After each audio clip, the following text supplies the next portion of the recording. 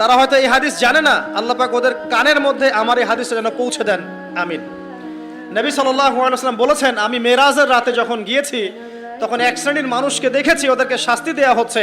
কি শাস্তি? জাহান্নামীদের রক্ত এবং পুজ ওদেরকে খেতে দেয়া হচ্ছে। জিবরাইল আলাইহিস সালামকে জিজ্ঞাসা করা হলো যে এরা কারা? তিনি বললেন, এরা আপনার উম্মতের সেই সব ব্যক্তি যারা মাদকদ্রব্য সেবন করত। আল্লাহ রাব্বুল আলামিন তার হাবিবের মাধ্যমে জানিয়েছেন, যখন কোনো মুসলিম মাদক সেবন করে বা কোনো ব্যক্তি মাদক সেবন করে তখন 40 দিন তার নামাজ কবুল হয় না। এরপর যদি সে তওবা করে তাহলে আল্লাহ পাক তার তওবা কবুল করবেন ইনশাআল্লাহ। যদি সে আবারও মাদক খায় তওবা করার পর, আবার 40 দিন তার নামাজ কবুল হবে না। যদি সে আবার তওবা করে আল্লাহ পাক আবার তাকে মাফ করে দিবেন। যদি সে আবারও মাদক খায় আবার 40 দিন তার নামাজ কবুল হবে না। তারপর যদি আবার তওবা করে আবার আল্লাহ তাকে মাফ করে দিবেন।